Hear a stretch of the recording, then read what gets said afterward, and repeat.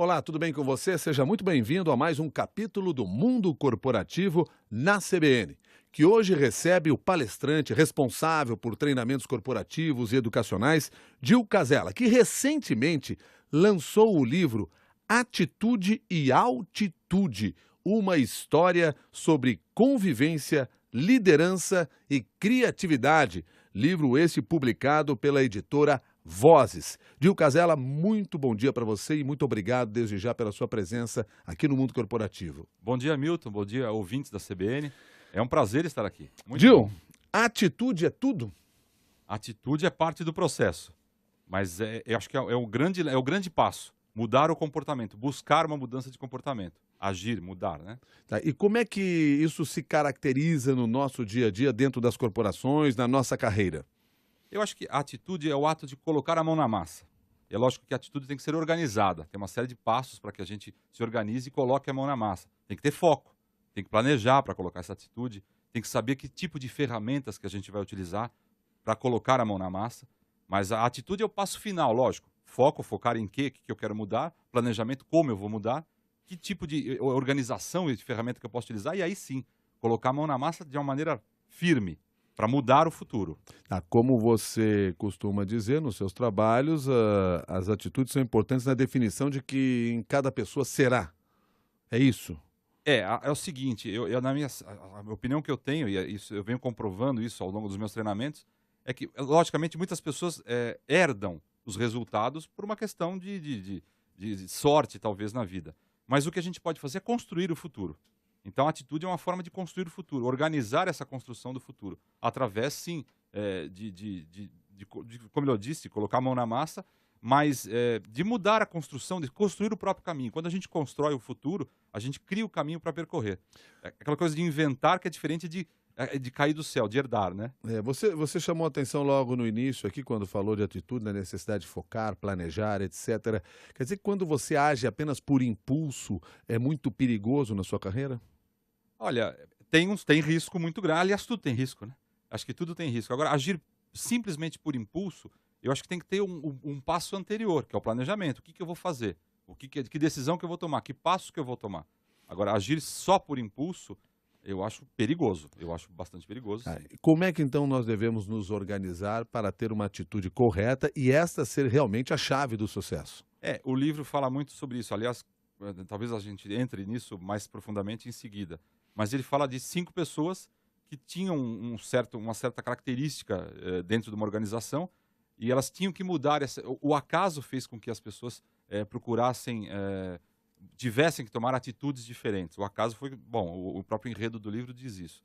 Mas a atitude em si é organizar o futuro. Inventar é diferente de que as coisas aconteçam por si só, como eu disse anteriormente. Então, o ato de ter atitude é o ato de construir um novo futuro. Isso, logicamente, já lhe disse também, acho que eu estou sendo redundante, mas de uma maneira organizada, né? Colocando o passo a passo, estabelecendo metas, né? É muito comum a gente sonhar com alguma coisa, e o processo de sonhar, a gente sonha, depois a gente deseja. Sonhar e desejar é uma coisa diferente da outra. Sonhar é quando você namora a ideia. Desejar é aquela coisa poxa vida, eu desejo tal coisa, e você começa a estabelecer, puxa, como seria bom, começa a passar um filminho dentro da cabeça da gente realizando aquilo, né?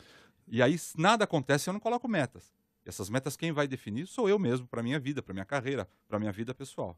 Ou seja, você está chamando a atenção aqui, porque nós até já tínhamos falado em outras oportunidades dentro do próprio mundo corporativo, de que quase tudo começa com um sonho, né? Você está chamando a atenção para isso novamente, do sonho, do desejo também, que faz parte desse processo. Mas não basta desejar e sonhar, ou sonhar e desejar nesta ordem. É preciso planejar.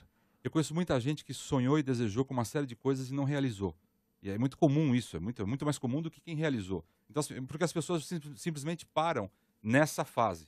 Elas sonham, quer dizer, elas namoram com a ideia, desejam, imaginam, por exemplo, desejar um carro novo, sonhar com um carro novo. Ela vai, poxa, imagina, a fase do desejo, passa aquele filminho na cabeça. Puxa, imagina eu entrando no carro, entrando no meu apartamento novo, na minha casa. E para por aí, porque ela não estabelece quando que isso vai acontecer. Ela não organiza essa ideia. Ela não determina, não define os passos para que isso aconteça. Então, existe até um processo no livro que eu coloquei sobre isso, como é que se organiza isso, né? Bom, então vamos falar um pouco mais sobre este processo. Qual é este processo para que a gente tenha esta organização, esse trabalho com um resultado positivo ao final? Eu criei uma expressão chamada DODIL. DODIL, logicamente, tem um marketing pessoal ligado nisso, mas a meta tem que ser detalhada ao extremo, é o primeiro D. Então, detalhado ao extremo. Você detalha ao extremo o que vai acontecer. O segundo passo é orçada. Como é que se orça? Quer dizer, tudo pode ser orçado. Quer dizer, o dinheiro é importante, mas é um passo disso. É uma etapa. Né?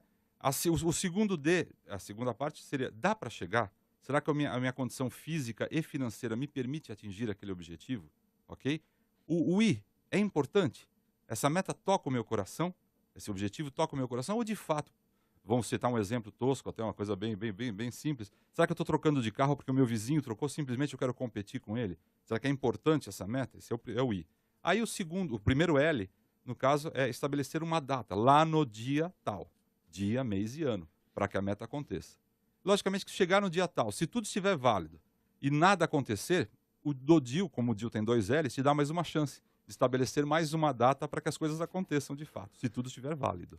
Quer dizer, você fala assim, detalhando, orçando, planejando, priorizando, estipulando uma data, mas você diz em determinado momento assim, e talvez reavaliando o futuro. Por quê? É importante isso, porque às vezes a gente extrapola para cima ou para baixo nessa meta. Então a gente coloca uma meta muito superior ao que a gente possa atingir, ou a gente coloca uma coisa foi muito fácil de atingir. Então eu acho que a vida da gente ela pode ser conduzida por metas. Então a gente pode estabelecer uma meta. Eu tenho isso, falo muito nos meus treinamentos, metas para 20 anos, metas para 10 anos, metas para 5 anos, para o dia 31 de dezembro, para o final da semana que vem. Cada meta, ela compõe a outra meta. Já até me perguntaram isso em eventos, mas, pô, 20 anos, até uma garota me perguntou isso num treinamento. E se você morrer amanhã? Você estabeleceu uma meta para 20 anos, e daí? Bom, se eu morrer faz parte da vida, a única certeza que nós temos é que vai acontecer isso. Agora, e se passarem esses 20 anos e eu não morrer? Eu continuar deixando a vida me levar, né? Aquela expressão da canção que a gente ouve muito. Então, a gente tem que conviver com isso e estabelecer sempre a meta para cima ou para baixo, administrando a nossa ansiedade, inclusive, nessa questão, né? Porque a ansiedade também faz parte desse processo. Tem que administrar isso. Bom, e você defende também a ideia de que nós podemos gerar as oportunidades. Quer dizer, a oportunidade não é uma coisa que aparece assim na nossa frente, a gente aproveita ou não aproveita por falta de conhecimento. É algo que a gente busca, que a gente gera. Eu acho o seguinte, deixar a vida nos levar, como eu acabei de dizer, é uma coisa muito fácil de conduzir. É muito comum, eu não vou criticar quem faça concursos públicos, não é isso não. Mas a questão que ter uma certeza do futuro é uma coisa assim, profissional, eu estou dizendo, né? Isso num concurso público, você, puxa vida, eu quero fazer para ficar tranquilo até minha aposentadoria. Bacana, eu acho que é uma forma de viver. Agora, dentro das organizações ou na própria vida, eu posso estar olhando para as novas portas.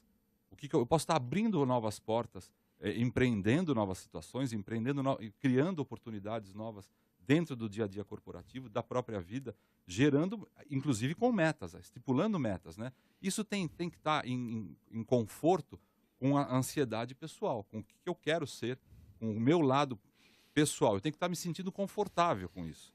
E aí vou buscar o que... É muito comum, já aconteceu aconteceram alguns casos, de pessoas tornarem o hobby profissão. Então aquele hobby ele se dedicou tanto, ele gostou tanto daquilo, que ele acabou virando um profissional daquela área. Isso aconteceu, acabou andando. Então, eu acho que a sensação de conforto, de se sentir bem numa determinada carreira, numa determinada atividade, numa determinada situação pessoal, faz com que a pessoa se especialize naquilo e aprofunde. E aí ela vai abrir portas, sim. Gil Casella, como é que a gente consegue ter esse pensamento, ter essa visão, gerar a própria oportunidade num mercado extremamente competitivo e com carreiras que às vezes você mal tem tempo para pensar no que você está fazendo? Esse é um problema, né? Isso é uma roda mesmo, é uma questão difícil. Eu acho que a gente tem que se permitir, e aí vem o lado da criatividade também, se permitir um período em que as fichas caiam por si só, ou seja, estar no dia a dia, e realmente o fato é esse, as empresas cada vez consomem mais, recentemente saíram matérias sobre isso, as empresas consomem mais tempo e a produção acaba sendo exercida ao limite. Mas acho que aquele tempo de exercer, eu falo muito isso quando eu falo de criatividade, né, nos meus treinamentos. Aquele momento em que as pessoas voltam a ser crianças, deixar com que deixem fluir, lógico, em momentos específicos. A gente tem tempo para isso, talvez no trânsito, aproveitar. Eu demorei 1h30 para chegar aqui, então esse tempo de trânsito, deixar fluir aquele lado infantil, que a criatividade começa a florar. Lado infantil com que as fichas caiam tranquilamente, de liberdade de expressão, de liberdade de pensamento, sendo um pouco mais curiosas, mais empreendedoras. Essa questão faz com que novas ideias comecem a despertar. É muito comum a gente ter essas ideias, por exemplo, fazendo a barba, nós homens, termos novas ideias num banho, termos novas ideias num momento de ócio, vamos dizer assim, numa rede, num domingo. Então, essa permissão a esse momento de tranquilidade, de relaxamento, propicia que as ideias apareçam, as novas ideias apareçam. E eu acho que as pessoas têm que cultivar isso. Acho importante férias, acho importante curtir o feriado e etc e tal. É aí que as coisas vêm. Nós estamos conversando com o Dil Casella, que é autor do livro Atitude e Altitude, uma história sobre convivência, liderança e criatividade, publicado pela editora Vozes. Dil, atitude nós já falamos aqui, logo no início do Mundo Corporativo. Mas por que altitude? É engraçado isso, tem até uma sonoridade, né? Acho bacana. Isso foi até interessante no livro. O livro não tinha esse título. O livro tinha um título chamava-se A Quarta Dimensão Corporativa, era uma coisa provisória. E eu usei em alguns treinamentos uma camiseta com atitude. Eu termino os meus treinamentos, alguns deles, com essa expressão: atitude para mudar e altitude para que a gente suba, para que a gente cresça, suba de patamar e enxergue mais longe. Essa é a expressão da altitude. E eu olhei no espelho e vi a expressão atitude na minha camiseta. Falei, tá aí o título do livro. Achei que dá essa conotação, inclusive dentro da história, né? A história envolve um voo, né? Envolve um voo com 5 executivos. Então vamos aproveitar e vamos contar um pouco da história do livro, porque é isso, são executivos que estão num avião que se acidenta. É difícil, acho que até outro dia me falaram isso no aeroporto, mas difícil você vender esse livro no aeroporto, porque fala de um acidente, né? Então daquele temor. O editor do livro, da editora Voz, leu a parte do livro num voo para Manaus e falou, puxa, eu vou parar de ler agora, porque não sei não como é que vai ser isso. Mas isso aqui é uma obra de ficção, né? Então, o avião, na verdade, ele realmente tem um acidente, eles são forçados a descer na mata, e isso faz com que as pessoas force a convivência entre eles, né? São 5 executivos com situações diferentes numa empresa, e aí eles são obrigados a exercerem aquela convivência entre eles, às vezes não muito boa, muito tranquila no mundo corporativo, né? Existe uma convivência, às vezes até com um certo ranço, e é muito comum isso. E aí a questão de criatividade também é exercida nessa questão. Eles estão na mata, eles estão sem smartphone, sem internet, etc. e tal. Então, como é que a gente vai dividir tarefas? Como é que a gente vai sobreviver a essa questão toda? E a liderança, além do empreendedorismo também. Mas a liderança, é importante no livro falar disso também. Para você ter uma ideia, Milton, o presidente da empresa está nesse voo e ele pede demissão na mata, porque ele não se sente confortável numa situação fora do ambiente normal dele. Ele não se sente capacitado para liderar numa situação como essa, por exemplo? Exatamente, Milton, é isso mesmo. Ele não se sente confortável para liderar numa situação atípica ao que foge do controle das mãos dele. Ele está numa mata com outros quatro colegas e aquilo ali é completamente absurdo para ele. Como é que eu vou tomar decisões aqui? Então é muito confortável tomar uma decisão num ar-condicionado, né? Na realidade, você não está falando de um acidente de avião. Você está falando da nossa vida dentro das corporações. Não tenha dúvida. E essa selva existe, né?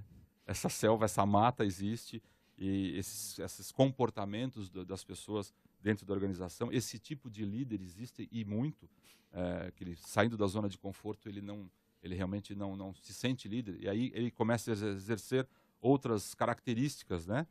Características de opressão, de liderar pelo cargo, isso é muito comum. Nesse caso do livro, ele pediu demissão, e aí começam a aparecer entre os outros 4, não uma disputa, mas uma liderança natural.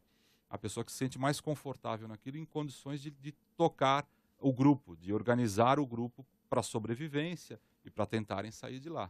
Agora, vamos pegar esse, já que nós estamos trabalhando em cima desse caso, e você citou o caso desse presidente fictício de uma empresa que não se sentiu capaz de liderar neste momento de insegurança ou de desconforto. Aí eu lhe pergunto o seguinte: esse líder, ele pode aprender a viver, a conviver com uma situação como essa, ou isso é algo natural do ser humano e nós temos restrições que nos impedem de avançar nesse sentido? Ou seja, só mesmo quem nasceu com esse dom é que seria capaz mesmo de liderar aquele grupo. Ele precisa querer aprender isso. E é muito comum o líder ter condições, formação técnica, vamos dizer assim, mas ele tem poucas características, poucas habilidades humanas. Então, essa habilidade humana ele pode desenvolver, sim. Ele precisa querer desenvolver isso. Eu já conheci dentro da minha trajetória profissional muitos deles que tinham um bloqueio com relação a isso. Eles tinham sido empossados num cargo de liderança, conquistados isso, lógico, muitas vezes até politicamente, né? É importante que se diga isso, mas eles não tinham a menor capacidade de desenvolvimento humano e não queriam isso. Eles queriam liderar pela pressão. E isso não funciona no mundo saudável corporativo. Como ser hoje um líder inspirador? Ah, que bacana, boa pergunta. O líder inspirador é aquele que é o exemplo. Eu acho isso muito, voltando à minha história também, não do livro, mas à minha história profissional. Eu tive líderes que eu terminava uma reunião, eu olhava, eu me sentia, eu queria que aquela pessoa espelhasse a minha carreira. Eu tinha vontade de se levantar da reunião e bater palmas, aplaudi-lo. Que maravilha, esse cara me inspirou. Ele sabia a questão toda, e eu falo isso, a neurolinguística fala muito disso no rapport. Ele sabia em que pontos eu era sensível ao objetivo que a empresa desejava. Então, era muito comum isso. Ele sabia em que pontos ele poderia me tocar para poder atingir o objetivo da empresa. Esse líder, a pessoa que consegue acompanhar e conduzir os seus liderados dessa forma, ele está inspirando, ele é um exemplo, né? Agora, o contrário é absolutamente terrível. É o anti-exemplo, aquela pessoa que age coagindo, que age... Eu tive líderes que me disseram em alguns momentos da minha carreira, isso é uma ordem, aquela coisa meio espartana. Isso não conduz um liderado. Ser uma ordem não conduz um liderado a fazer de bom grado.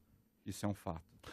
Nós vamos voltar a falar sobre a questão do líder, mas me permita fazer aqui um parêntese em função de uma expressão que você acabou de usar. Okay. Rapport. O que é rapport? Ah, boa. Então, rapport é uma expressão neurolinguística que significa sintonia.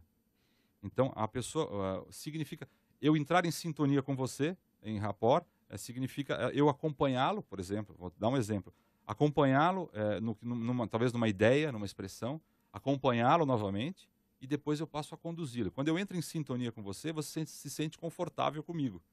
Então, essa sintonia pode ser visual, essa sintonia pode ser gestual, essa sintonia pode ser verbal. Ou até em termos de, por exemplo, de tom de voz. Eu posso entrar na mesma sintonia que você, na mesma harmonia, vamos dizer assim, usando um termo até musical, e aí e você se sente confortável com isso. É engraçado isso. Quando uma pessoa chega com um tom de voz mais alto, a gente não se sente confortável. Mas se esse mesmo recado, essa mesma colocação for dada numa entonação, talvez na mesma linha do interlocutor, a pessoa se sente mais confortável. E aquilo a pessoa consegue acompanhar, e aí passa a conduzir. É um passo de dança. Acompanha e conduz.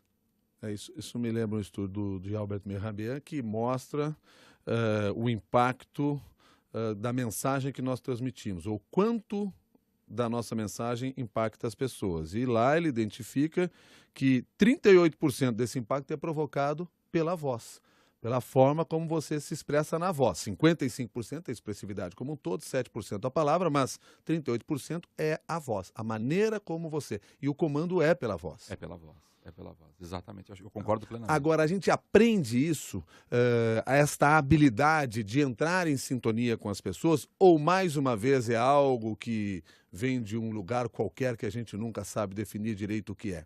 Eu acho que precisa identificar primeiro. Se a pessoa não conseguiu identificar isso, ela não vai saber usar essa ferramenta. Se ela identificou, ou alguém identificou, talvez um coach, talvez um colega, talvez um superior, um líder, né? Que tem identificado, não sei, isso pode acontecer. Se isso for identificado, é possível trabalhar sim. Então, e a forma de usar isso, né? Na neurolinguística tem o termo que é o practitioner, né? Que é o praticante em neurolinguística, inclusive no termo rapport. Eu uso muito isso em palestras, ao longo dos treinamentos. Eu sinto o calor da plateia.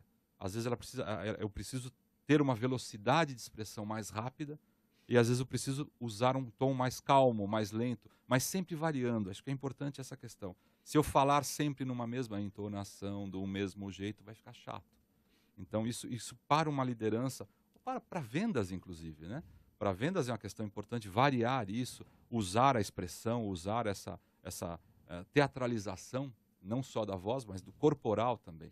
Eu havia me comprometido a voltar ao tema de liderança e eu quero retornar então. Eu perguntei para você lá no início como ser um líder que inspira a equipe ou como ser um líder inspirador. E você estava mostrando para nós alguns aspectos importantes para você ser esse líder. Vamos resumir novamente ou trabalhar um pouco de novo em cima dessa ideia, até para deixar claro para quem está nos acompanhando no mundo corporativo. Ok, eu falei do líder que inspira através do exemplo. Eu acho que essa pessoa é uma pessoa que realmente é interessante trazer essa pessoa para o nosso convívio e olhar para ele com uma sensação de, puxa vida, eu quero ser um cara igual a esse um dia. O contrário é o negativo. Eu acho que o líder, ele tem que ter amor no que faz, dedicação, né? Ele tem que fazer aquilo com vontade. Eu já vi situações do líder, eu já passei por isso, Milton, de precisar liderar um time e liderar uma atividade que eu não acreditava na atividade, no produto em si. Isso não funciona. Se eu não acreditar, não colocar amor, não colocar vontade no que eu estou fazendo, não vai funcionar. Não. Eu tenho que comprar o produto primeiro, eu tenho que comprar o time primeiro, saber conquistar. Um aspecto que eu coloquei, eu acho importante, acho que a gente reforçar, é a questão do líder entender a equipe. Cada pessoa é sensível a uma situação, uma circunstância. Uma pessoa é sensível a uma palavra de, olha, valeu, foi muito positiva aquela questão. Outra pessoa é mais sensível ao toque, um tapa no ombro, um abraço. Essa pessoa vai ficar motivada para continuar a buscar os objetivos. Então, o líder que consegue entender como cada pessoa funciona, ele acaba trazendo essa equipe. Ele faz não o que quer, mas ele consegue motivá-los a buscar o objetivo comum, né? Então, outra questão de liderança, até numa questão de problemas de relacionamento, é saber entender a equipe, saber entender as pessoas, como elas funcionam, já disse isso. Mas, por exemplo, estabelecer metas comuns, incentivar o rodízio de funções, isso é uma coisa fundamental. Que as pessoas entendam o que o outro precisa fazer. E aquele outro entender o que eu estou fazendo. Então, metas comuns, incentivando o rodízio. Resolvendo questões de comunicação interna, a rádio peão, aquela coisa que sempre tem nas empresas. Se ele conseguir administrar essa rádio peão, ele consegue atingir os objetivos dele. Você também chama atenção quando fala da questão dos líderes, na necessidade desse líder ter capacidade de formar novos líderes. Fundamental, Milton. Fundamental. E isso aí é uma coisa raríssima nos dias de hoje. Apesar dos livros falarem muito disso, dos artigos falarem muito disso, o líder, tem muita gente, a maioria não está comprometida com isso. Ela está comprometida com os resultados, atingir os resultados, valeu, acabou. Agora, quem que daquela equipe, dos liderados, se destaca no sentido de também conseguir motivar os outros, ou outra equipe, ou outra função, a buscar novos resultados? Que tipo de trabalho eu devo fazer na minha equipe para identificar esses novos líderes e até para fazê-los realmente se transformarem em líderes? É um trabalho sutil. Não são características que eu possa descrever, olha, é isso, lógico. Não existe um modelo pronto. Um modelo né? pronto não existe. Aplique-se isso e está resolvido. Porque ficaria muito, muito quadrado isso, um modelo muito pronto, assim, com faça isso, faça aquilo. Até depois eu vou falar um pouco do livro, não sei se a questão do porquê que eu usei um modelo romanceado. Porque esse modelo de você abrir o livro e falar faça isso, faça aquilo, eu quis fugir disso, né? Mas depois a gente comenta essa questão. Eu acho o seguinte, se o líder, o liderado tem que ser uma pessoa que incomode. Ele não pode estar plenamente de acordo com o líder. Então, se aquele liderado ele for uma pessoa que incomode, no sentido de questionar, no sentido de perguntar, mas perguntar com conteúdo. É muito comum o liderado, ou um membro da equipe perguntar, mas por quê? Mas por quê? Sem ter uma continuidade.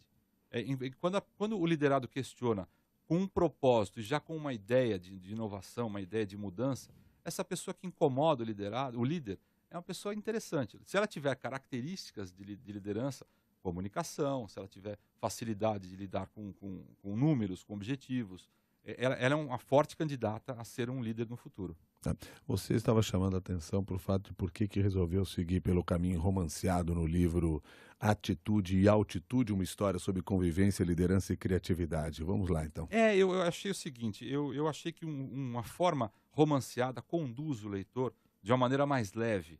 É um romance, lógico. É um romance que conduz as pessoas a se identificarem com alguns personagens, a identificarem pessoas do convívio. Você mesmo disse no começo da nossa conversa, na verdade não é uma história, são 5 histórias, né?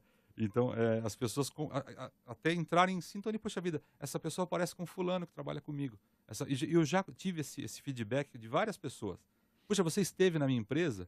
Não estive. Mas são situações que rodeiam o mundo corporativo, rodeiam as empresas de uma maneira geral. Aquela situação do líder que tem dificuldade, do profissional que ele quer buscar um espaço a qualquer custo, pisando nos outros colegas, e etc e tal, que são características dos 5 personagens.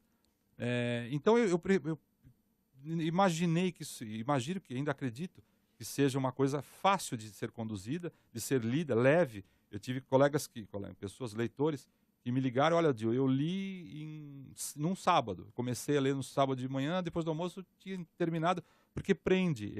Por que vai acontecer no capítulo seguinte? E agora, poxa vida, o avião caiu, e o que aconteceu? Será que eles morreram? Será que todos morreram?